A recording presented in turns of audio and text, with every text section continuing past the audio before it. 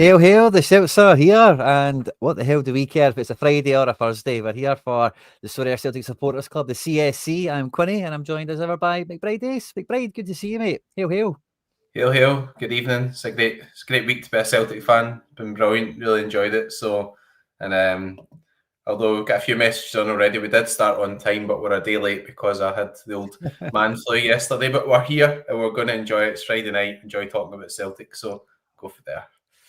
And I kind of really believe in some senses that it is Friday. Like, we played on Tuesday, and then since then it just feels like a whirlwind of time has went by.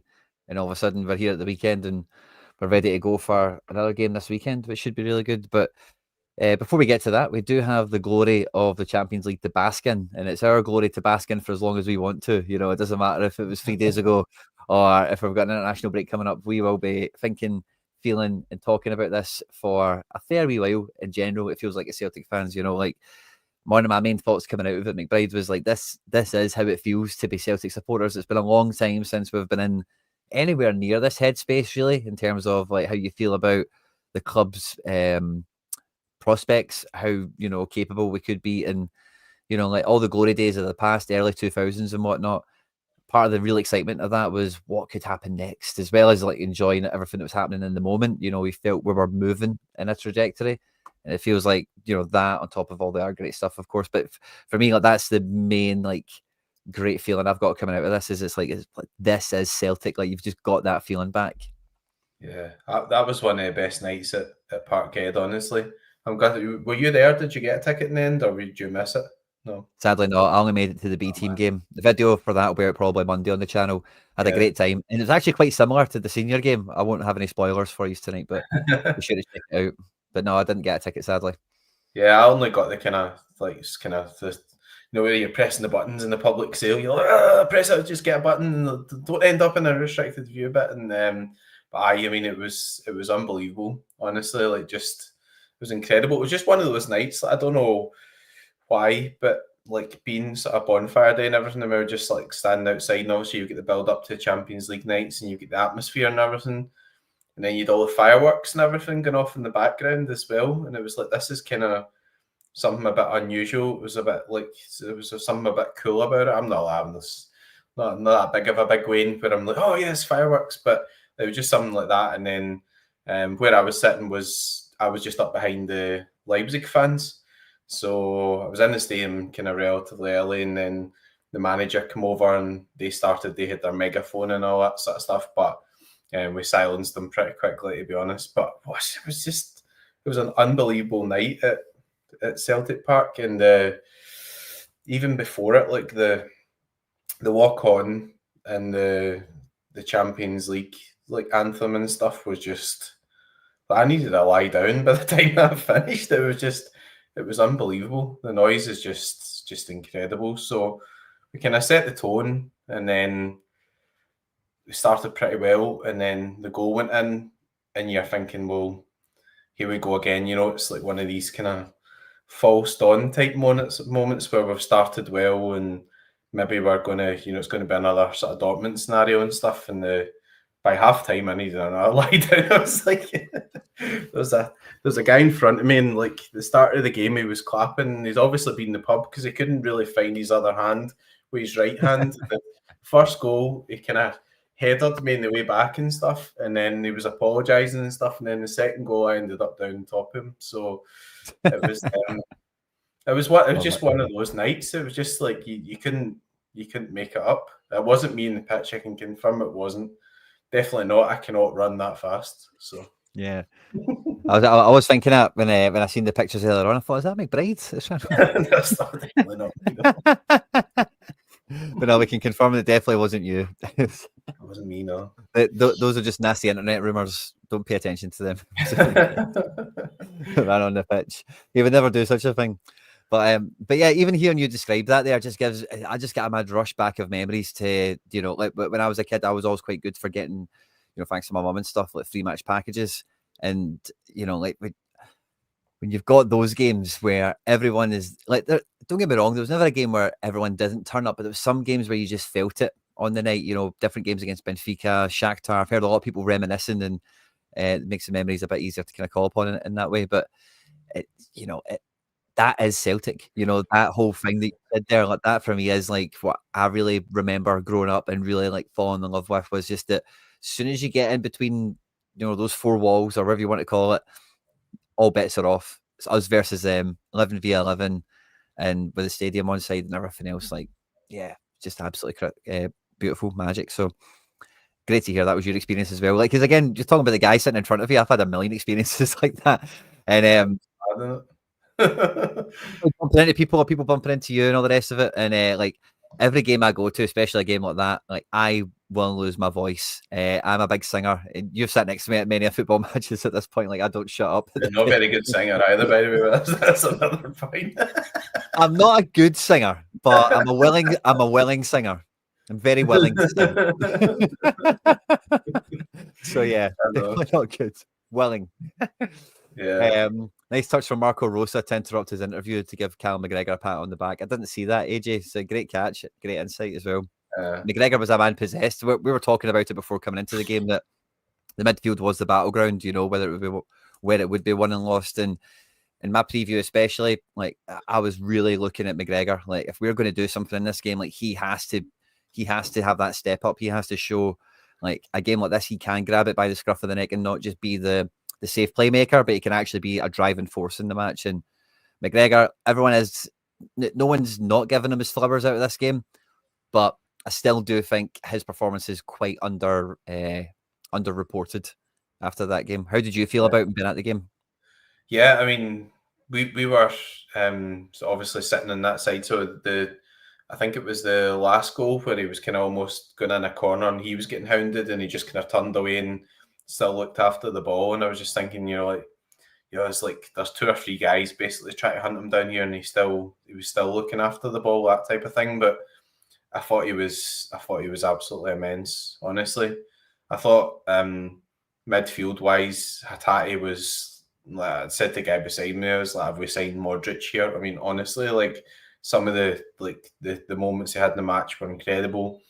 And Engels, I see a couple of people saying didn't think he had the best game or whatever, but like, you know, he got an assist and he was involved in a lot of the parts of the play where we were looking after the ball and he was getting the ball in tight areas and, you know, flicking it round to Kuhn and making an angle and all that type of stuff. And I just like, you're playing against a top level team here, right? Second in the Bundesliga, you're not expecting to run over them or whatever at home. I thought everybody was outstanding. Honestly, it was just we looked like a proper aggressive kind of not just dominant, but like in your face Champions League team. It was like this is our stadium, and if you're going to come here, you're going to be in for like an unbelievable game. Like it was incredible. We were hounding them, and obviously we'll go back to the goals and all that type of stuff. But it was non-stop, and McGregor obviously was driving that. But the way he looked after the ball, controlled the game, dictated the play, and everything was unbelievable. It was one of his best performances. I think that like you could say it's probably one of his best ever performances in a Celtic jersey. Like it was unbelievable. Yeah, I would definitely say it's got to be up there in the top 3 or 5 or whatever for sure. The only thing I was maybe missing is just that kind of edge of the box shot or two, getting that away, try to get his name in amongst the goals. But yeah, absolutely fantastic. And again, big shouts here for Engels. I thought Engels was very good in the game. Like I thought, a big part of I've got the board set up in case I did want to show something. But like, I did think, like, see with the way that they play with the whole kind of Red Bull football 4-2-2 and all the rest of it, I thought like, you know, Engels was a big part of how between him and Johnson, certainly anyway, like nothing happened on this end of the pitch here. They just didn't really find any space ever because between these guys here, they were just, you know, like Baumgartner's not quick. We spoke about that coming into it. You know, he's a good attacking mid and all the rest of it. But if you can shut him down and you can be tight to him and you can stop him picking his head up, then he's pretty pointless. You know, he's not really going to step over and drop the shoulder and get out of the crowd, or he's not going to just break away and break the lines with pace or anything. So I thought Engels had quite a low-key part in like shutting down anything they did try on this side of the pitch. Openda came over here a few times, but it was more on this side than the other side, I beg your pardon. And yeah, I did feel that Engels was kind of in this little gang of shutting down anything on their left. coming down our right. Yeah. Who's bit Shabu? Was it not who's the other guy that played on what do you call him? It was Lakeba? Shabu. Lakeba didn't play against us. Was it not Lakeba? No. No, it was Shabu. Started, Lakeba was injured. Was he? Bloody hell. Aye. All right, well, I'm wrong then. You definitely want to stop when the team came out, eh? I thought it was Lakeba. No, I definitely wasn't. No, I'd had at least 4 pints attendance by that point, to be fair. So, I mean, like, you know, I thought Trusty and Vickers were really like coming for the back. So the things that stood out for me were Schmeichel on the ball, decision making is unbelievable. So like obviously he can play out for the back, but you know there was times where he would get the ball, and it's not only that he'll play the pass. Sometimes he always plays the right pass. So there's one where he just missed out the defence and he chipped it to Kuhn and the ball went out. But I was looking at it, I was going, I can see why he's not giving it to any defenders here, because they had pressed our defenders and he knew that he was going to put them into trouble. And okay, they got a throw in from it, but it was much better than anything else. Trusty and Vickers were solid as well. I mean, Carter Vickers just so calm on the ball, just looked quite kind of streetwise, you know, as when he was getting pressed in the corner and he turned and they knew we were still under pressure and he kind of bought a foul and stuff. And I thought, that's probably not a foul, but he's played for it. But that's what an actual Champions League team would do, you know, they would sit by the foul. Johnson was excellent. So, I mean, across the back four and then going into the midfield, we were great. And then, I mean, for the whole of the first half, Nicholas Kuhn looked like the best guy in the pitch by like a country mile, I thought. Like, I just thought, like, this guy's just, he looks the most threatening player in the pitch. And I know, obviously, he scored a good goal, but it wasn't just quite the goal as well. It was just the way he's getting the ball and he's just always running at somebody. You know, we've had other players like Luis Palma who couldn't really beat anybody. Like he would be, remember this thing with Dortmund did where they had like 60 kids on the pitch or whatever, and they'd 5 players or whatever, and they were trying to get past them. Yeah. And Palma would still be standing in his own box at that point, wouldn't he? Kuhn was just, like, honestly, he looked like the best player on the pitch. And you're talking about guys there, like, you know, coming through, maybe playing at Salzburg and then going to the Bundesliga and getting up to second, and, you know, international players like Sesko and all that sort, and Kuhn just looked unbelievable. And even sort of Furuhashi put in a great shift, and he didn't get his goal, but you know, he was looking like he could maybe beat a man and everything as well. Maeda in the press was incredible. And then the other thing that stood out was, because I was kind of behind that goal, the way we set up when they were taking their goal kicks. Like Hatate was standing on the edge of the box, Furuhashi was standing there, and the 2 wingers were there, and it was like, we're going to box you in, you know. So it was like, yeah, like, so Hatate was, you know, so Hatate and Kyogo were standing right on the 18-yard box, and I think that a lot of people split for a short one, yeah, that's it. So basically, they were right up there, and basically was like, we're not letting you out here. And I remember what Brendan said after the semi-final as well. He said about Scales. They said, look, you know, a decision to make, and I brought in Trusty because of pace, but the reason for that is because he likes to play a high line. So you might think, what's that all got to do with Trusty? But if you want to play with those guys so high up, then you've got to have the right team behind them as well, because if they get past that press, then that's high risk stuff type thing. And then the second goal was just like, you'd like, it's not the aye. You're not, it's not the most flowing piece of football or whatever, but it was just like, we're not letting you out. It's like, no matter what happens here, you're not getting out.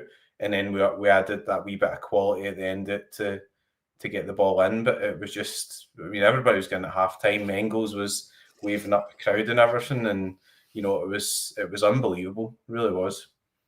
Love that. I think as well, when you were talking there, one thing that I think has definitely been understated by myself, I've not been across all the other channels like I normally have. I've been quite busy the last couple of days, but don't know how well anyone else has maybe touched on this. But for me, like what you mentioned with Trusty and Vickers, like a huge part of that is like they were 1v1 against Sesko and Openda. Openda's like been a ferocious striker across European football for the last couple of years, like moving up the levels, of course, Belgium, France, Germany. And Sesko is like B-Tech Haaland at the moment. And you would not think that, like, Openda's been up there, he's not in the top goal scorers because he's not Harry Kane or Girassi or anything, but he's been a prominent goal scorer in the Bundesliga. And let's say Sesko's been a minor phenomenon in recent times. And they did not look anywhere near their billing. Vickers and Trusty didn't. Don't I say they didn't break a sweat? Of course they did, but like they didn't look, bewildered or not of the level or incapable of dealing with them at all. If anything, it was the opposite. They were very capable of dealing with them, so much so where, Openda was raging at every referee decision. Sesko was one of the first subs because he was just not doing anything. He chucked the towel in, it felt like, after a little while. And yeah, huge kudos, huge credit to Vickers and Trusty individually. Yeah, brilliant. I mean, obviously, one of the questions Michelle was asking earlier was, we heard anything about Trusty, etc. for the weekend, and I think he's looking maybe a bit doubtful. But I think Brendan said today that, they both missed training. CCV probably should make it. He should be okay. And Trusty was just kind of struggling. He went down at the start of the game as well, and he thought, oh, here we go. Maybe he's going to come off, and he played through it. So maybe he was just kind of pushing himself through that game, and maybe he'll have a wee bit of rest on Sunday. But the biggest compliment I can give Trusty is he looks like a bit of a left-footed Carter Vickers. And we've always been saying that, right? Carter Vickers is the best centre-back we've got, and if we could get somebody else like him. And Trusty, he handled the atmosphere. He was positive on the ball when he was going forward. He wasn't giving the ball away. He wasn't in his decision-making, and everything was pretty good. So, against a real dangerous team like that, and they are like really, really, really dangerous. There's no doubt about it. Maybe they didn't show it in that game, but we didn't allow them to show that. We really stopped them from playing as well, which was just incredible. So, and obviously Maeda, that one Kuhn put him through. If he'd have just done that finish he had against Aberdeen, right, and just put it in the top bag, that would have been one of the Champions League goals of the season, because that was just an incredible pass. But you can just see the confidence levels, maybe after the Aberdeen game as well, a bit of carryover for that as well, a bit of resting guys midweek or whatever, and the buzz of winning 6-0 and everything. But we played that game to almost perfection, and we only conceded from a corner as well. It's not like we were getting caught open and open play and everything. We looked really, really solid. We looked deserving of the victory, and there was just so many things. We could be here all night. Probably will be. It's fine. I've got a few Margie's, Quinny, so we can just keep going. So it's all right. It does also raise an interesting question around the centre backs. I'm a big Scales fan, as everyone on the channel knows here, right? But it's not to the detriment of what is the best 11. A big part of the thing of being a Scales fan for the last year and a bit is just trying to get the guy the props he deserves. It's not saying that he's any better than what he is or any more than what he is, but it's just people have always kind of questioned, even while he's doing good, oh, is he actually good enough? And it's he's actually amazing. It'll cost a lot of money. It'll cost £6 million to maybe get someone that's going to upgrade the defence. And I think that's kind of what we're getting with Trusty, is an upgrade. It's not really necessarily someone that's distinctly better than Scales, but it's someone that just fits with Vickers maybe a bit more comfortably and has less of the same weaknesses. I don't think Trusty's lightning, but he's certainly quicker. And, say 1v1s, headers in the air and all that, I don't think there's much between the two of them. They're both very, very capable and all that physical stuff. Just a wee bit of the cover in the ground part is maybe where, Trusty does edge him. And then there does just seem to be a nicer balance between him and Vickers. Causa is extra, I don't know if agility is too strong a word, but just because Trusty's a bit more mobile, maybe that's the word for it. It just seems to maybe balance off each other much nicer. So yeah, I would agree at this point in time, it does look like Trusty and Vickers is 1 and 2. But I do feel that this will be quite quickly the same situation as what Brendan tells us is the case with Kyogo and Ida, where there is no, number one striker. It's courses for courses kind of thing. But, I think the main thing with this, and I've said this ever since Vickers got that new contract, is he is injured. He is a guy that needs constantly managed. We've got a comment here as well about him maybe missing the weekend. And I thought I'd go bring this little screen up because this might be an interesting one in terms of Vickers and does he play Kilmarnock away? because him and Trusty both didn't train today. Brendan says they're still training tomorrow, so it's not all the end of the world. Maybe one or both of them should make it. This is all of Carter Vickers' Celtic away games, or the ones he's made and the ones he's not made. He did play the 5-0 though, didn't he? He played the 5-0 against Kilmarnock last season, so I found that kind of interesting. That was. No, that's December. We beat them 5-0 to win the league, right? Oh, of course, yeah. Yeah, he did play that.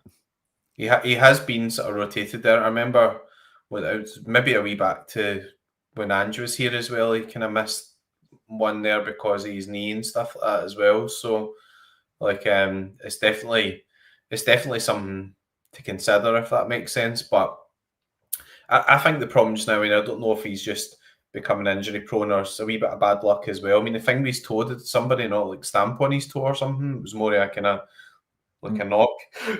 I'd like to see, obviously, a bit more consistency, but as you say, we've got 3 good centre backs now, and the biggest problem we've had in the recent seasons is that, and it's no offence to Stephen Welsh, etc. I made a defamatory comment about him on Twitter earlier and said he was absolutely rhymes with white.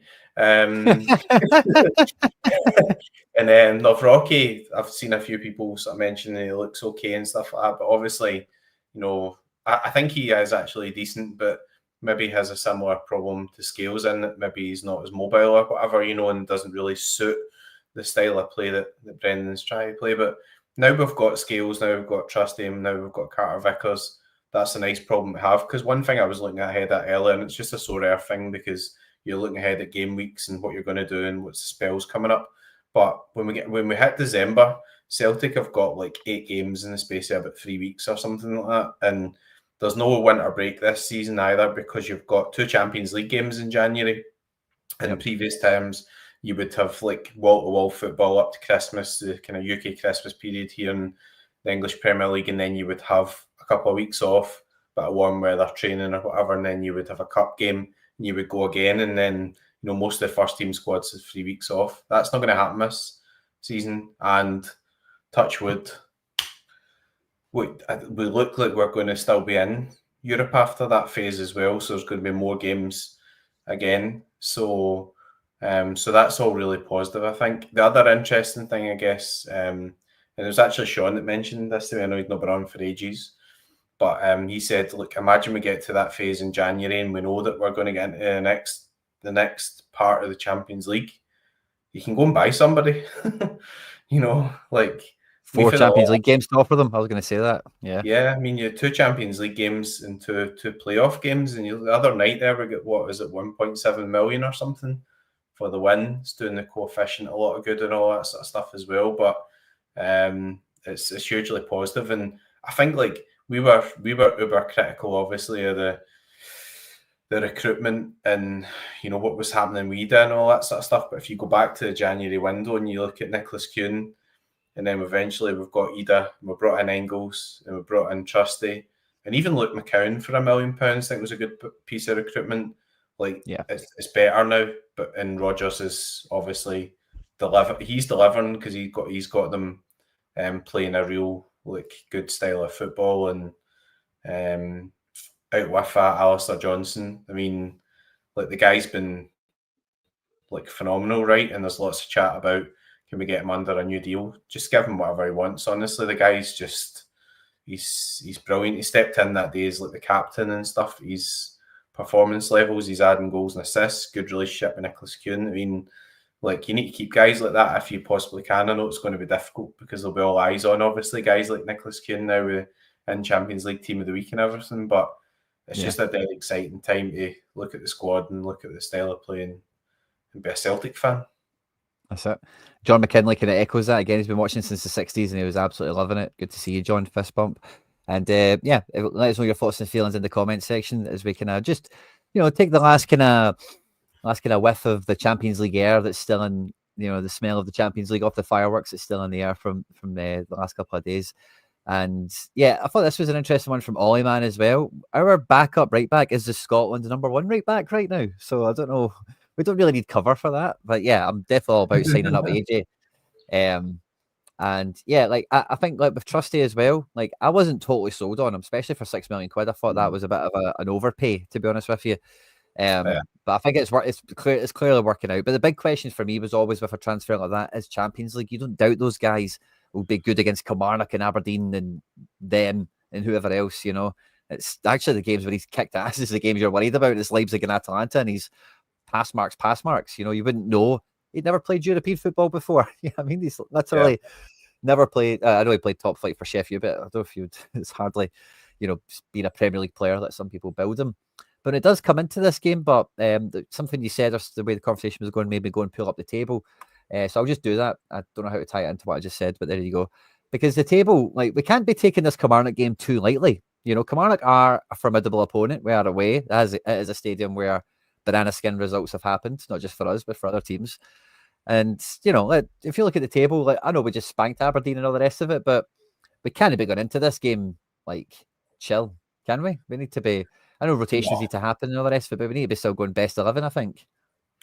Yeah, I think we've got momentum now as well. I think we laid a marker down against Aberdeen. I'm not saying that they're going to collapse or anything, but I think there could be a spell of the season where Celtic will pull away a bit from Aberdeen, if that makes sense. Like, just, you know, they've been maybe overperforming a wee bit, whereas Celtic, you can see the result in Europe. We've just performing at a level where you probably expect it at the moment. So it's going to be interesting. But the two games, I think, in November in terms of league games are Kilmarnock away and Hearts away. So a couple of tricky ties there. You know, I think that if we can get past those two games and still, you know, keep moving forward and picking up points, etc., like you'd expect, then we should be okay. But it's good having that sort of bit of strength and depth. Like, even daft things like Yang looked quite good when he came on, you know, and that's a good sort of string to your bow to have. Like, he's not always got the end product and things, but, you know, he came on and he looked quite sharp. So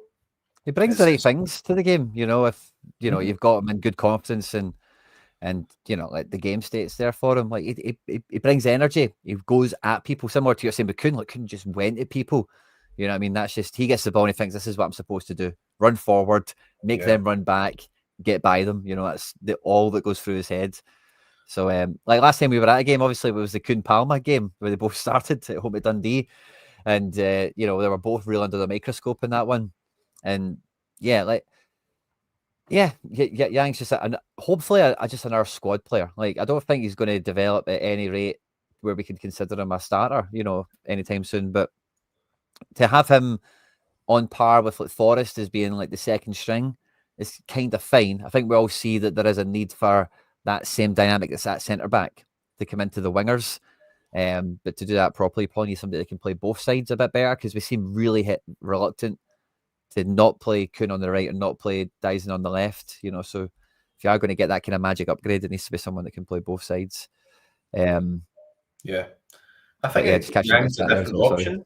Yang's a different option as well, though, isn't he? I mean, like, you know, James Forrest brings what he brings. He's makes good decisions. He's good in the ball.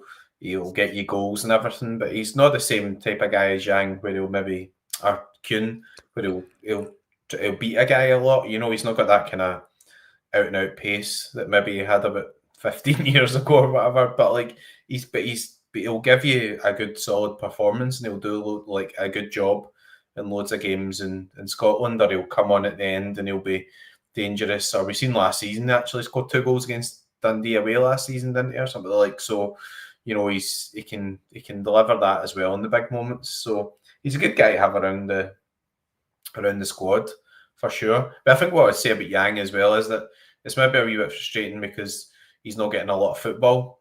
But obviously, Brendan Rodgers really good at developing players as well. Like, I think I made a comment on here about how Alistair Johnson and Ralston maybe weren't really that good going forward. We maybe missed a bit of a Juranovic, you know, somebody that can go forward or whatever. But you look at Alistair Johnson now, he's actually getting goals and assists, and he's got that wee overlap where he's got that relationship where he's going to go, and he knows that if he goes, that Kuhn's not going to leave him having to run 60 yards back, because we'll make the play and we'll get him in. And that's where the goal came from for the third goal. Obviously, never get the assist because the goalkeeper spilled it, but like that wee move has got us so many goals, and it's quite hard to actually defend against because he's creating overlap and it's the 2-on-1 thing or whatever. So it's good to see that because he's not just a sort of defensive player now. He's added some stuff at the other end of the pitch and he's developing. And you've got to give credit to Celtic and Rodgers and the coaches and all that type of stuff because there's no doubt about it. You're seeing guys there like even Matt O'Reilly, right? I know it's still a bit sore thinking he's away and stuff, but how much did that guy develop in a season under Brendan Rodgers as well? He just went from strength to strength. So obviously he's all his buzzwords and his pace and power and mentality. He's is it resilience? Whatever he does, it's getting through to the players or whatever. Because when Yang's coming on and dancing by guys and stuff in the Champions League, that there's a kind of mentality developing. So, but yeah, I mean, it was an unbelievable night. Honestly, do you know what it reminded me as well? Like years ago, the Man United game, and I went with my friend, and like we didn't realise that we were kind of in with a chance of qualifying. So obviously Nakamura hit that free kick, and you're just like elation. Then you come out, you realise we've actually qualified, and it's like 2 a.m. or whatever. You're still sitting, you're on your phone, and you're messaging people, and you're watching videos, and you're going, shit, I'm going to be up in like 5 hours here. So I better get to sleep. You just can't get to sleep, and it was like one of those nights where you come home, and like no matter what you're going to do, you're not getting to sleep for at least an hour and a half or whatever. It's just not happening, So it was one of those nights, and it was one of the best nights like ever, I think, in the Champions League there. Because, all right, you could say that's not the right attitude because it's not the latter stages, and it's it's only the league phase and all that type of stuff. But that was the passion of the night, right? It was incredible. So. Yeah, AJ's coming in with a great one here. And I think we'll get into this a bit more when we're in the international break itself, because obviously me and you've got a wee bit of insight into the opponents we've got remaining, the easier portion of this Champions League, as it were, which might not be that easy. Bruges, Young Boys and Zagreb, great question here. Is it easier to get the points required from those 3 teams than it would be to beat somebody in the playoff to get to the same round, if that makes sense? Aye. So, yeah. I mean, I watched that Bruges game, so before we go into that, I think the Champions League, like this format, I think they've done a great job with it. Like, I think obviously it's a bit new and it's a bit like kind of like something a bit different, and with a good draw and everything, so we're going to enjoy it. But I quite like watching all the other games and thinking, well, everybody here is in our group. Yeah. Like somebody's on 5 points here, and it doesn't really matter whether or not they're not playing against us. They're still in our league. They're still in our section. And then moving on to like Bruges, etc. I mean, Bruges beat Aston Villa, right? And Aston Villa are a top outfit. So we can't really write them off. We've got a lot of good players. I don't think that, in all honesty, we are much better than Bruges or either way. But I think that we've got the advantage of being at home and having that record of beating Feyenoord, beating Bratislava, beating Leipzig. They must be shiting themselves a wee bit. I mean, honestly, if they're not, they will be. See, as soon as it hits kickoff and everybody starts going bonkers, they will be at that point. Because even your man was at Campo or whatever, I can't remember his name, but he said that it took Leipzig about 5 or 6 minutes or whatever to deal with the atmosphere. So it's going to be the same again. Celtic get a quick start. It's going to be intimidating and stuff. So we can't assume that we're going to win those games, but if we deliver that level of performance, then I think we will. And that's what it's all about. You've got to keep that level of performance up. And if we do that, then we've got every chance, I think. So back to the question, is it easier than winning a 2-legged tie? I would say so. I think that actually is quite a fair format overall. What do you think, Quinny? I think, yeah, this is our chance, isn't it? We've got through the hard first 4 games that we all imagined it was going to be the toughest part. And if that becomes true, if that still remains true, that's the toughest part, then, I think we'll do well. I think with Bruges, like, you can't write them off too much. I say we'll get into this more detail in due course, but I think the difference will be is like I don't see them scoring against us as many as we could score against them. I think our defense is top notch right now. Like I said after the Atalanta game, like Alistair Johnson firmly in the book is Champions League quality alongside with Scales, firmly there. And I think after obviously the Leipzig game, you're pushing Kuhn into that conversation. You're pushing Hitati into that conversation. You're pushing Trusty into that conversation. Like firmly, like you would put your reputation on it, kind of stuff. You're not just saying, oh, they've won 3 points. So, but I mean, like properly, like, they could play Champions League football elsewhere. It's kind of what I mean. They could do that. And I think that we just have a wee bit more of that in defence. And although they've got some decent attackers or whatever, but they've got Mignolet in the back, and I don't know. We'll go through their team, as I say, a bit closer to the time. But I just think we've got a bit more grit. We've got a bit more steel, a bit more muscle. Like Leipzig, like you said, only scored that spawny corner. You know what I mean? And if Leipzig couldn't cut us open with Sesko and Openda and all the rest of it, not saying that as a foregone conclusion, Bruges wouldn't, but like I find that unlikely. I know Tazolis is quite nippy. But then young boys in Zagreb are a wee bit weirder for me, because young boys, like Inter Milan only beat them on the last kick of the ball.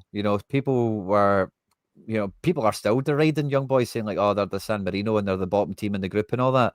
But like, if you actually know a little bit about young boys, like they've actually got some decent players, and if you scratch beyond the surface of the results, they're not actually that terrible. So it's kind of one of those ones you can't underestimate them. Zagreb, but I think we're going to throw them about like an empty trackie. Like I think we're going to go there, and I think we're going to mob them, because I just think like they're good, right? They're okay, but that's not the best Zagreb has been over the last couple of years. Like we know they've sold a fair amount of players, obviously, and I think like the general standard of their squad, like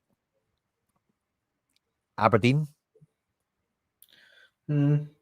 I think it's a wee bit higher on that. I mean, I've got a wee bit of insight into this because Mike, who I think they do have like a top talent level, like with the Piaka and the Batarina. Like they maybe have like a player or two that has a bit more X factor. But I mean, like the general level of the squad is keeper, centre backs, Misic in midfield. Like these types of they're fine players. Nothing wrong with them, but they're not anything that we can't handle. I think the difference with them is the guy who they've got, whose manager was manager before, a couple of managers back, and he was really quite successful as well. So I think that they've regained their sort of level. So okay, they get hammered by Bayern Munich, but I guess that could kind of really happen to anybody. We get hammered by Dortmund, right? So but they're kind of back to performing at reasonable levels. Batterine is injured at the moment as well, so I think he'll probably be back by that game. You don't know, so hopefully we'll get into that game in good shape. But I mean, there's nothing to fear there, right? I mean, I think what we've got to do is not get ahead of ourselves and just focus on getting a result against Bruges. They definitely do have some good players. The Kuiper's a really good player. Some good players in midfield, and Skov Olsen, Jutgla, etc. are all quite nippy as well. So we can't have an off night, right? If we do, we'll concede a few goals, right? It's like playing against a team that just beat Aston Villa, who were before that round were top of the Champions League phase. So they are like obviously capable and stuff as well. So it's going to be another great game. I mean that at the end of the day, that's what the Champions League's all about. You can look at these things and say this team's here and these coefficients and all that type of stuff, but you're playing against international quality players. Hans Vanaken, we know really well, obviously, through Sorare's been a hugely consistent performer. McKelly, guys like that who are seasoned professionals. They're no mugs, as you would say. So it's you're going to have to turn up and play well to turn them over. Yeah, it's quite fair. And like Bruges were like one of the surprise packages. They qualified out one of the groups last year, the year before. I can't remember, but Jutgla scored a bunch of goals, and they had a really tough group that year. But yeah, okay, I maybe haven't factored that element into. They do have a wee bit of experience in recent times with that. But I do think. I was getting Bruges and Zagreb conflated. I think we battered Zagreb. I think, but Bruges and Young Boys will be a wee bit trickier. Yeah. Again, I think the away venue is Zagreb. I think we can feed off of that better than most other teams because they'll have a hostile environment, let's say. But we're used to like Celtic Park, so it's not really something we're going to be shying away from. It'll be like when PSG and all these other teams come here and we've put on a great display and we've put in a good atmosphere, and then they just drink it up and then smash us. Like we're going to show up and go, oh, look, these fans actually give a crap as well. Like, and then we can thrive off of that just as much as the home team might. Yeah. I think I know I'm getting ahead of myself here, but I think we do have a realistic chance of top 8 now. So it's a one game at a time thing and everything. But if you get a result against Bruges, I'm hoping that will maybe take some of the pressure off as well. I know the pressure being on can be good as well, but sometimes the pressure in the Champions League's been a pressure that's sort of caused like quite bad runs, where it's like, you're on a losing streak and you've not won at home for a while and the away record and all that type of stuff, and it's almost getting into people's heads. But this could be the opposite side of things, where this good run is getting into our head, if that makes sense, and actually going over there knowing that you get a result at Atalanta, there's nothing to fear. Atalanta are a really good team. Like, if you look at the results they had out with Celtic, they battered somebody 6-1. They went away and they won 2-0 against Napoli, who were top of the league, and they get a great result in the Champions League as well. So Celtic draw there was the only result that they have dropped points in the last 6 or 7 games. They beat Stuttgart 2-0 away from home, I think. So they played 4 games in Champions League, they've not conceded a goal. I mean, they won the Europa League. Like, how many more things can we say about them? Like, honestly, obviously, we maybe at points were riding our luck a wee bit that night, but we defended really well. So that point, or that performance should give us confidence that we can go away to Zagreb or whatever, and we're not expecting to concede 2 or 3 goals. Can have a solid base, start causing them problems in the counter-attack. And you're right, they have got guys at fullback and stuff that Nicholas Kuhn could have a field day that night if he's on that form. Like, honestly, like, because they're not as good in that area as Leipzig are, right? So it definitely could happen. But let's not get too far ahead of ourselves. Next task is Bruges. Yeah, that's it. So that's the team to do. We're fans. We can do it. We can get carried away. That's half the fun. That's half. When's the final? You said when's the final? That was my tweet. Where is the final? Why don't we know where the final is yet? It definitely should be something all Celtic fans should be. You booked up having one wee eye on. I hear it's Munich, so I think it's not too bad to get to. Good beer in Munich. We'll go to Munich. That's fine. We could do a bit of Bavaria. But yeah, the second point of the show, we did this last week, I think it was, and I actually had a good bit of fun with it. So I thought we would kind of get to having a wee shot of this.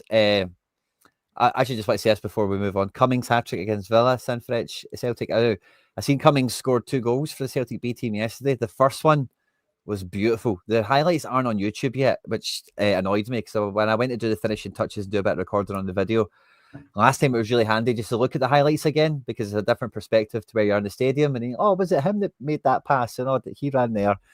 But the highlights aren't up. But Cummings' first goal, mate, is beautiful. Like, it's not quite. Goalkeepers, the goalkeeper for the Leipzig under-19s constantly, mate. Like, imagine Schmeichel's him. See, if they had the ball, he was up here, like, the whole time. Yeah. And when Cummings broke, the keeper was about here. He lobbed it over him. It didn't cross the line. He had to go round the keeper, and then he had a duel with the defender to get it over the line. But he did. He scored it. It was really good, really well taken. Second goal was decent as well. But we're seeing that there's teams interested in him. He's out of contract at the end of the season. We might lose Cummings for a nominal training fee, like 300 grand or something like that. There's little whispers that I've kind of heard and things I've been told and all the rest of it. I can't really go into or whatever. But the only thing I've been suspicious about this is, like, why is he not? Like, we see some of these B team players like Turley and Donovan, they've got on the bench this season. We only have 2 strikers. Why is this guy never sat on the bench? So, like, if he's never even getting on the bench for us and we're letting the contract situation kind of run out, because he's been playing in the youth team for a while. I seen him play Champions League for us last year when I did this stuff for Celtic here. So it's maybe not, I don't know, maybe not something to hold your breath on. Maybe another one of those guys that moves on. Johnny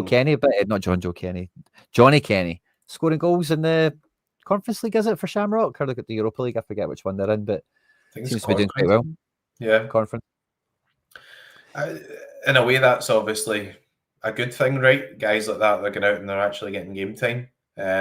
Obviously on Cummings, like, it's the same like the Ben Doak situation. I mean, if they don't want to stay, then there's no point in putting them on the bench if they don't want to stay, right? I think there's a reason that like his Ange tried to get Doak minutes, Yeah. Like, he didn't get him as many as he wanted or enough to make a difference, obviously, but he tried. And this Cummings kid is, I was really surprised last year that Kelly got minutes for us, because I seen Kelly for the B team and he was bang average for the B team. Like, you could tell physically, like, strength wise, mobility, he was above maybe the rest of the squad or whatever. But I was so surprised last year that Kelly got minutes compared to like Cummings looked quite nippy last year. Vata was in the squad last year, of course, and the boy who plays midfield this season, Ure or Ure, U-R-E, I never know how to say it. Ure or Ure or whatever. He's like honestly, he's like a poor man's McGregor. He's like really good at just being that little role, but he's got a great forward pass. He scores goals as well, shoots from the edge of the box and stuff. He looks like a proper Scottish teenager, if you know what I mean. He's not. Forgive me if he's listening. Forgive me, pal, if you're listening. But posture he doesn't look like a football player going around the pitch. You know, he's one of those ones. You know, wee bit of a craned neck and stuff. You know, but so he's not that elegant on the eye, but usage of the ball is fantastic. And I thought he would have got minutes. Turley looks the part. We're digressing into B team stuff. I won't do this. I'm sorry, but anyway, yeah, I get that. I mean, like just with Ben Doak and stuff, like I think like he actually wanted to play. So I think the problem with Ben Doak was he wanted to be in the actual Celtic team. It wasn't about being in the squad. He wanted to play, and obviously you've seen now he's at Liverpool, and it's like I think the story is that the new manager came in and he was part of the first team squad, and then the manager said, "No, you're not," and he was like, "Well, I'm going out on loan. I don't want to play," and he's now out and he's at Middlesbrough and he's playing for Scotland. So obviously he backed himself and he knew he had ability and stuff, and he's in the Scotland team, so it's hard to sort of disagree with that. But the problem is when he was with Celtic, he was behind, you know, obviously like Abada and James Forrest and stuff, and you know, he obviously thought that he was good enough to actually play. So Ange maybe thought that he was moving around in that situation, maybe just never get the games quickly enough. But yeah, the academy is a age-old problem, I think, because obviously I remember, I know we're digressing for this Kilmarnock game, but there was a chat with a guy at Chelsea and they were talking about the youth system, and they were saying, how can you bring through all these guys to the youth system, sell them for 15 and 20 million, but you can't get guys who are good enough to play in the team? And he said the reason is the guys that are playing in the team are expected to win the English Premier League, and we can get guys through and we can sell them for 15 or 20 million, but they're not good enough to meet the demands of playing for Chelsea. I think that is kind of similar to what happens at Celtic. Okay, Rocco Vata thought he was a world beater. What's he done down in Watford? He's done nothing. He's not getting a game for Watford. So, you know, we're playing the Champions League against Leipzig here, right? So just remember the levels that we're actually playing at and what we're trying to achieve as well. That's anyway. We'll talk about Kilmarnock now. Otherwise, we will be here all night. I'm with you. Do Hallow LP. I'm with you. That's certainly the Celtic way. We want to see our own on the pitch. We want to see the academy producing. And by the way, the B team, like, look forward to the video. The last B team video did really well. The Bratislava win. You seem to all enjoy it. This one, I hope you enjoy it just as well. Nice interview with McManus again at the end of the game. Quite enjoying that. Me and big Stevie Mick maybe getting a wee bit of rapport on the go. You know, which is fun. So yeah, watch out for that. And yeah, we'll digress into that in another time. But like I mentioned, we did this, I think, last week where we went through the squad and we tried to like just be the manager between the two of us and try and work out, you know, who is actually getting picked. Who would you pick? What's realistic? And really on top of that, like, what have we already seen gone by, you know? So I think Schmeichel is the easy one in goals. I think we know that'll be the case. We expect Alistair Johnson is not going to be challenged. He's fit and firing, doesn't need rested or rotated. He probably quite safely walks back into the team. The centre-backs is the area where everyone is kind of discussing and really unsure about, and we are a wee bit in the dark around as well. I think everyone is leaning towards Trusty and Scales. How do you feel at this point? I think overall, yes, but I think for this game I would play Scales. Not just to do with the game, but to do with like obviously like what we've had. Like Carter Vickers come back, he never lasted the game on Tuesday. He had to come off at 70. He wouldn't have taken him off at 70 unless he really had to, because it was still, you know, a game that was kind of not in the balance, but it wasn't won at that point. Trusty obviously had a bit of a knock, and he's played all the minutes. He was away with America before that, etc. as well. So I think this would be a natural game where you would just rotate Scales in and just try and take some of the pressure off minutes-wise from one of the other centre-halves. And then who plays beside will depend probably who's fit. I mean, that's I wouldn't put Welshire or Rocky in there. I mean, I'd rather actually just not play anybody than play Stephen Welsh. Sorry, like, just the guy's just like, honestly, like, he's like, just if Carter Vickers has got like one leg or whatever, just play him. Honestly, like that would do me. I'm with you on that. I just wanted to look at the minutes and how the fixtures have panned out for Vickers. So since he's recovered from this toe injury, that we do know he was in training for around 10 days, even like with there was 2 games in a row. We're like, oh, Vickers is back, maybe, probably, and he wasn't. You know, so his return came against Motherwell on the 27th. He got 23 minutes from the bench. 3 days later, at home to Dundee, we've seen him clock 76 minutes. 3 days later against Aberdeen, 64 minutes. And then 3 days later against Leipzig, 73 minutes. So he's played, I'm not going to do the maths on that, but the thick end of 90 minutes there or more within the space of 12 days or something like that. Yeah. And then we've had a big recovery Tuesday to Sunday on this one. So, and he was out for 5 weeks. Yeah. He was out for 5 weeks. So you remember that he needs like kind of match sharpness and all that type of stuff as well, because 5 weeks is like basically like a full pre-season or whatever. It's a long time without having an actual kind of pre-season, if you know. So he's kind of 10 days in training was a bit like a mini pre-season. But yeah, who do you think will start at left back from Valley and Taylor? Well, do we? Are we saying Vickers doesn't make it? Just before I click away from this, I think it'll be Scales and Vickers. I mean, I think Trusty taking the knock. It'll depend who's fit. But I think it'll be a decision depending on who's actually fit. If he looks at Trusty and Trusty's struggling with an injury, then it'll be Scales and Carter Vickers for me. So okay, because I think Carter Vickers is okay. So you think he's fine? Well, I think that's what Brendan said. You know that? I get that, but the pitch thing was with his knee, wasn't it? Fair. So if he's got a sore toe or whatever, I don't think that type of pitch has any effect on it. That pitch has an effect on, like, if you get a problem with your knee, then it's like the impact thing, isn't it, with the surface? Yeah. So, it just depends on fitness. But I mean, if I had the choice and they were both fit, I would play Trusty and Carter Vickers. That's my answer to that. Fair. I don't know how to delete to move past it. Well, Scales, I think Scales will get rotated in. I think Scales, please. I think he'll get a game. Feeling. I think it's Scales Trusty personally. I think you keep Vickers on ice for this one. Unless Trusty does have a bang, obviously, like you say. When it comes to the left back, but Valley versus Taylor, I thought Brendan Rodgers' comments in the press conference. Did you listen to the press conference today? He's quite complimentary of Taylor, wasn't he? It was right to the end, and it went.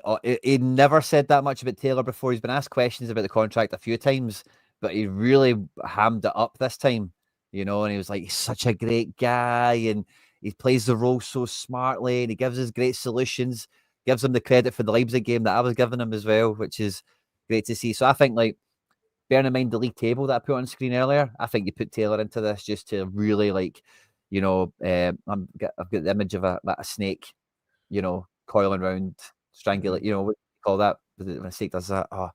But having that feeling, because Kilmarnock's like a wee pitch, Taylor knows it well, obviously. And that role, I know Valley does it as well, but I just feel that he could be overkill for us possession-wise. Kilmarnock won't get out their half, I think he could play either. I mean, I think Valley's been good as well. The thing that really kind of makes me like a wee bit dubious about it was the fact that he played Valley against Aberdeen. Taylor played against Dundee, and then you thought, okay, that's Taylor back, and then he put in Valley. So in my mind, I was thinking, like, who's first choice here? Because it's a cup semi against Aberdeen, you've started Valley here. I think that he was sort of talking up Greg Taylor because he's wanted to get him on the new deal. So I agree. There's good logic for that as well, because like in this sequence isn't the cup semi-final with Aberdeen, but they've been getting 60 and 20 on kind of rotation. One starts, one comes off. Taylor played midweek against Dundee. Valley played the weekend against Aberdeen. Taylor played midweek against Leipzig. Maybe Valley plays weekend again. So that might be that could be very easily the minute management that's happening there. Yeah. For sure. So Valley started 2 in a row, 3 in a row before Taylor's kind of come back. And again, I know the semi-final isn't on that page, but yeah, I think Taylor would start personally. But like you say, it could be either one of them. It's a Could be personal either. preference thing. What do you think of the rumours about Valley and Barca? Barca want him back or don't want to sell him and all the rest? Do you think anything like that could play a part in this? I don't think so. It's only November at the moment, so I think you deal with that stuff in January or the summer or whatever. Like, he's here and he's not getting recalled just now. And I think one of the Barca fans I was kind of chatting to and said, like, there'll only be a problem with Valley if he's not playing. Barca would only probably recall him if he wasn't getting games.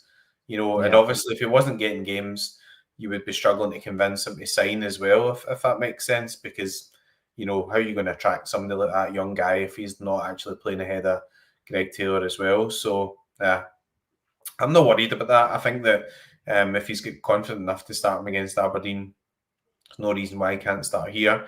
Also, Taylor's got a bit of previous for being roasted in these games as well. I mean, obviously it can be down to the position as well, but I remember that game we could beat 2-1 and all right, it was like your man at centre back, Nat Phillips and all that sort of stuff. So it was Yeah.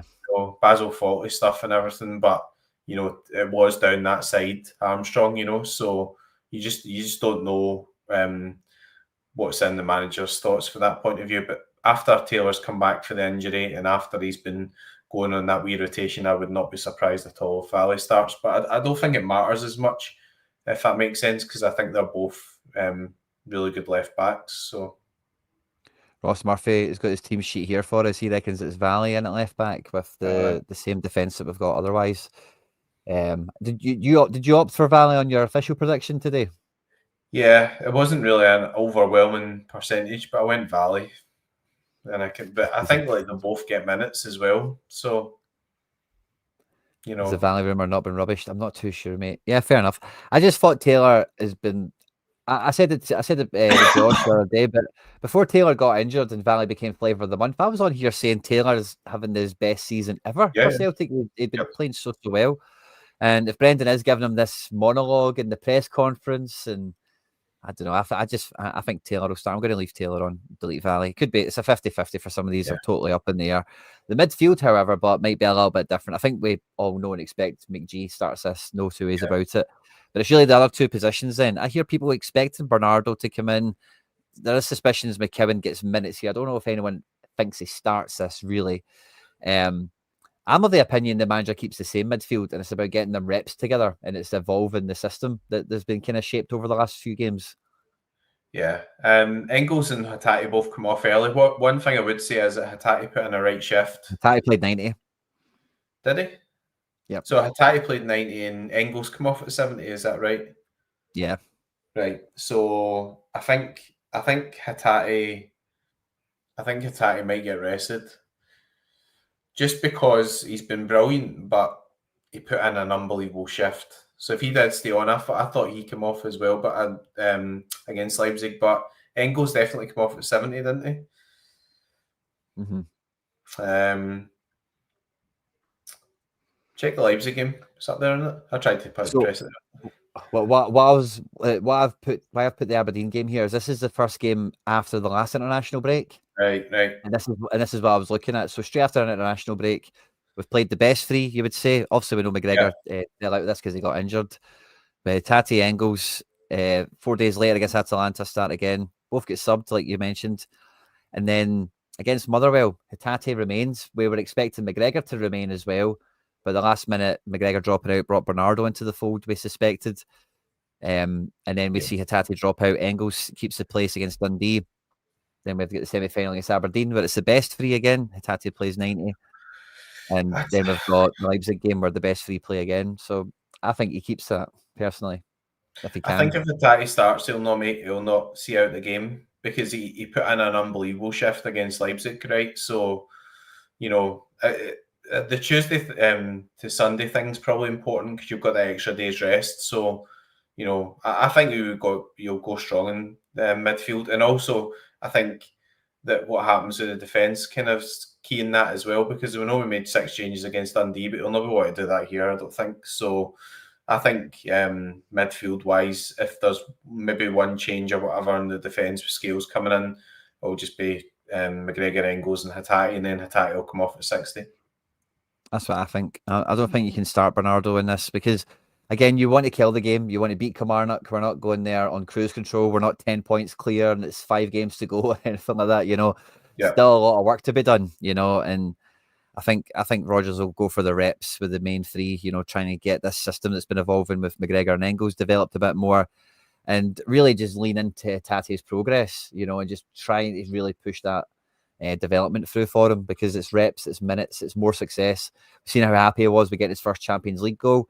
He's not had a great return this year for goals and assists, and confidence breeds better results, as we've seen with Nicholas Kuhn is a great example of that. So I think Hatate's nailed. I think McGregor doesn't get dropped, and I think again Engels, you just don't drop him either. I know we've got an international break coming up, and so far I think everyone here except McGregor is an international, except for Taylor in this upcoming window.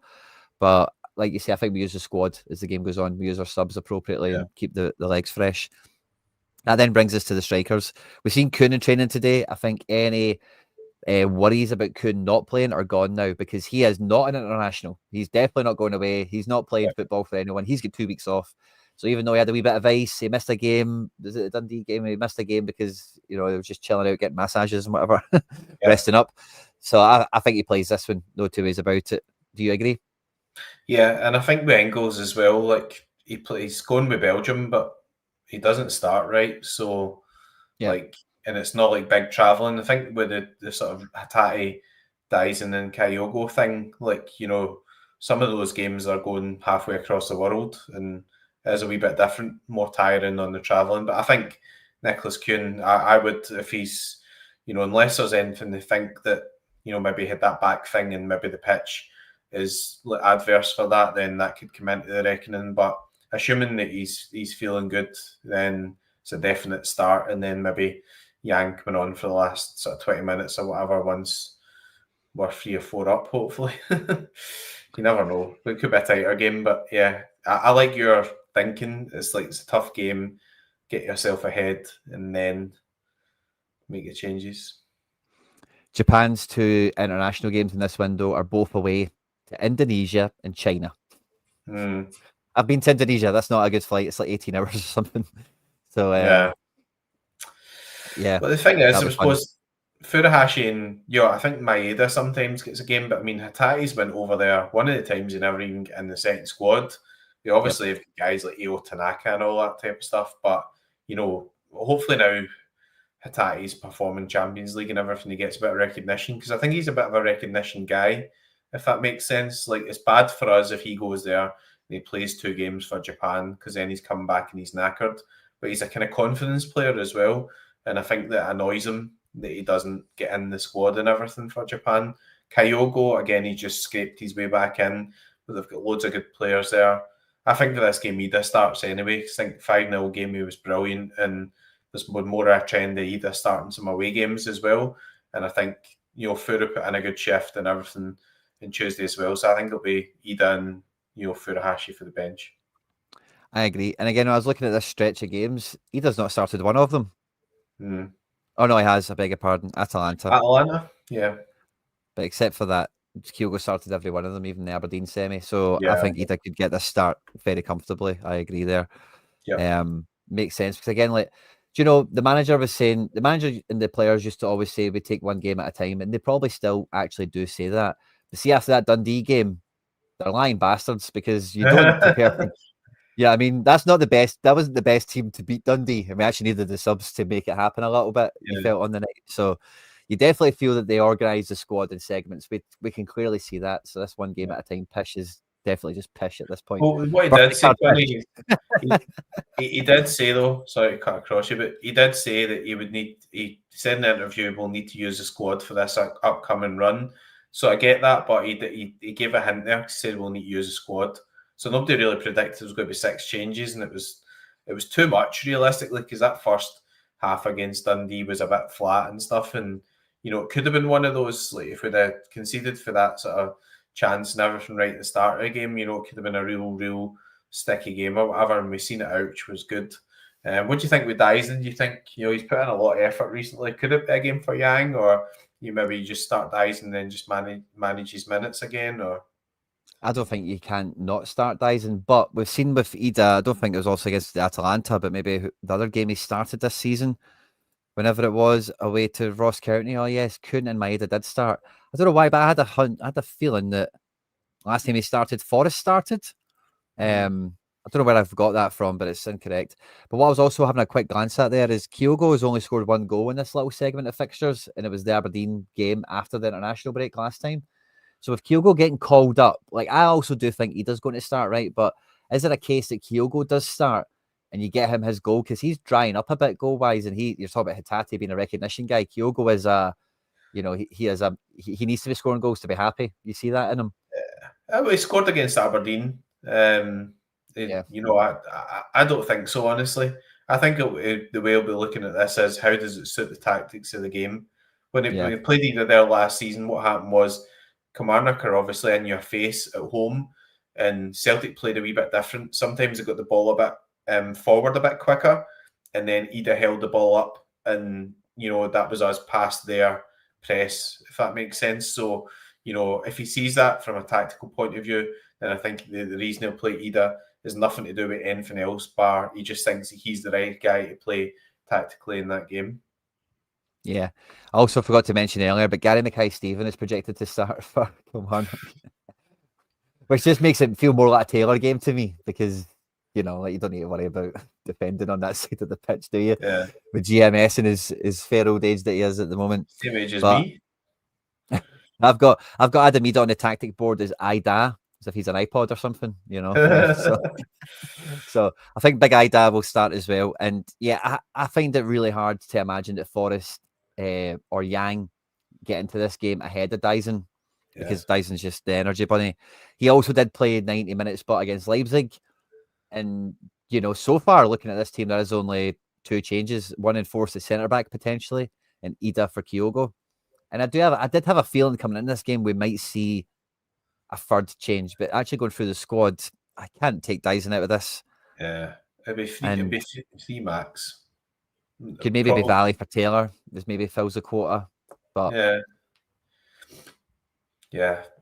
I'd like to see Dyson starting again because I think he's like after that hat trick and everything in the cup, it seems he's back to be, he's buzzing again. And the thing is, he adds something when he's not even scoring because he's giving Mayo a hard time or whatever, and he's doing those types of things. And if Kilmarnock are in our face and we've not got the ball and they're getting forward, then Maeda and Kuhn playing off Aida could be a really good foil there. I guess it depends how he sees it. I mean, after the last international break, I think Dyson maybe had a wee bit of a quiet spell as well, and so he could be put down to the fact that he's doing all that travelling and everything there too. Yeah. So how far ahead are we looking? I think he'll just be looking at this game, and then managing the minutes, and seeing how people are when they come back. Basically, that's my view on it. So I'd be really surprised to see Maeda being on the bench, but we've got guys. If James Forrest starts, he'll not let you down. So it's not the same type of player, but big Quinity. But aye. Well, the birthday card pish of one game at a time, the rest of it. Aye. So I think we go full strength again. I think we're going to, we need to keep marching forward, keep charging on. No two ways about it. I don't see Kilmarnock scoring in this game. I think we get the clean sheet on this one. I don't know if we can be quite as free scoring as we were against Aberdeen, but really looking at the Kilmarnock team, like McCrory in goals, they've missed Finlay as well, their key centre back, Gary Mackay-Steven rather than who else plays normally, Armstrong. Yeah. Bruce Anderson starting as well. That's quite unusual to see. I think we could smash them. I just don't know if we get quite as many as 6, but because of the plastic pitch, and we will take 5 subs off at 60 minutes or something, maybe even half time or whatever. So I don't know. I would maybe go with us to win this 4-0.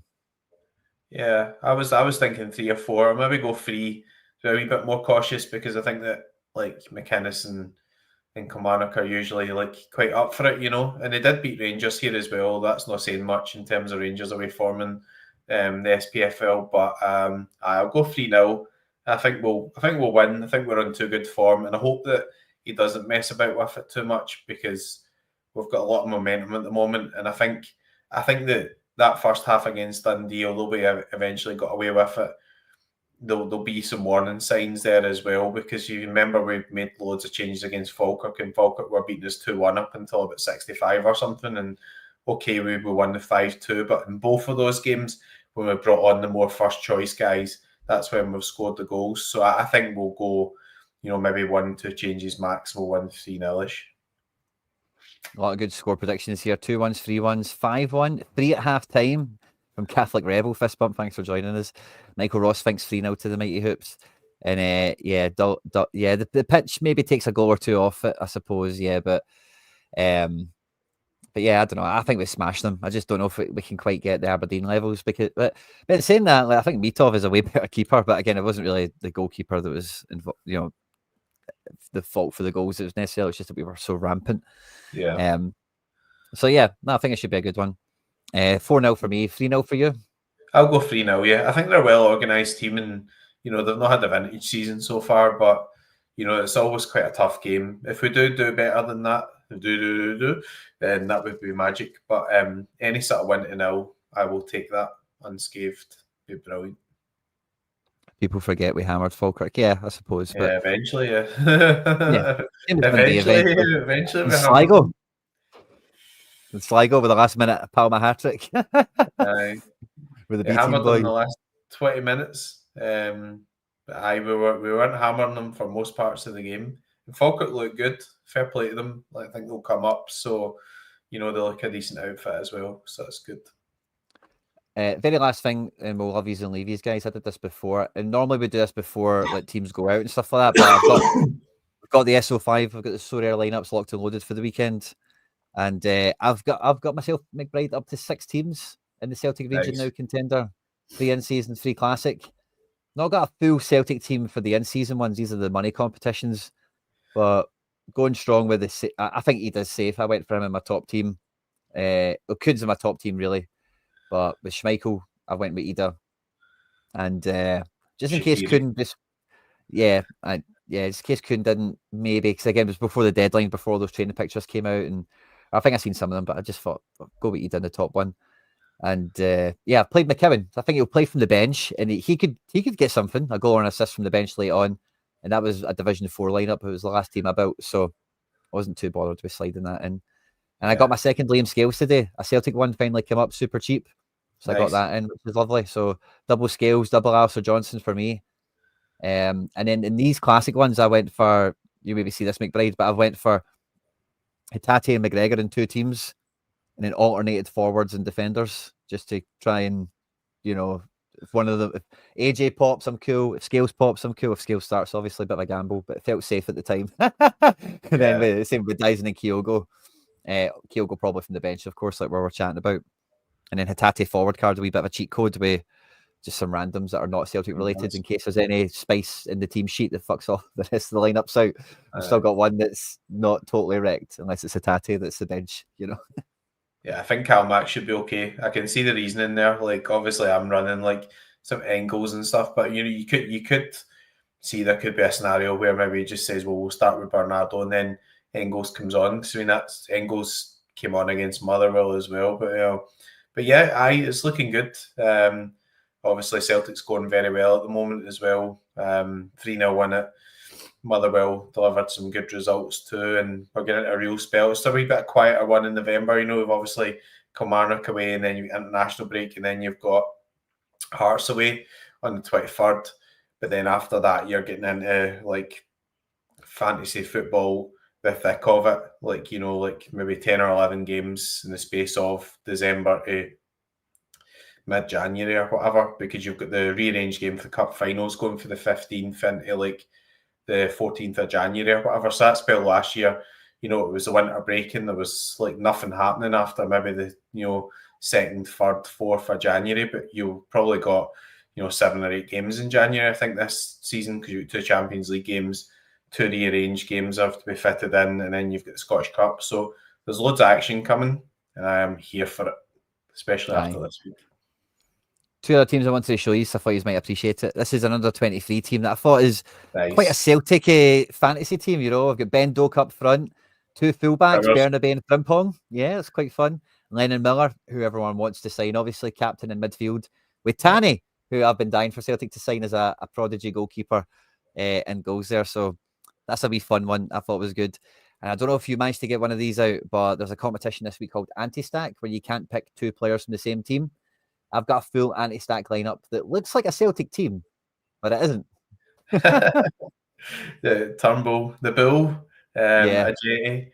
I didn't end up putting a Jetty in, but I do have a Shaqiri in the team, so that's a good fixture. I like Frimpong against Bochum as well. Bochum are bottom, and they've been struggling a lot this season, so obviously they were okay at the end of last season, but they missed like Kevin Stoger's moved on and stuff like that, and they just look absolutely rancid. So they'll go down, and I think that Leverkusen should beat them. I suppose that they were a bit of a hiding against Liverpool with a 4-0 at Anfield, but you'd imagine that Leverkusen will bounce back and take a few good goals off them. So I like that selection. It's a good one, and I love that as well. That's one of the things I love about Sorare is Celtic have got quite a lot of good young players, and now I've got Matt O'Reilly, and I'm going to be using them hopefully soon at Brighton. He's come back for this weekend against Man City, and we Frimmers obviously is at Leverkusen. You've got Abada's playing for Charlotte and everything, and Giacomakis was injured recently, but he's obviously an option as well. So it's great just to kind of follow what they're doing, and so we beat Leipzig round you. Giacomakis is about to win the Mexican league, isn't he? I think Cruz is over top. I think they're doing really well. Left. Yep, definitely. So, big Jacko.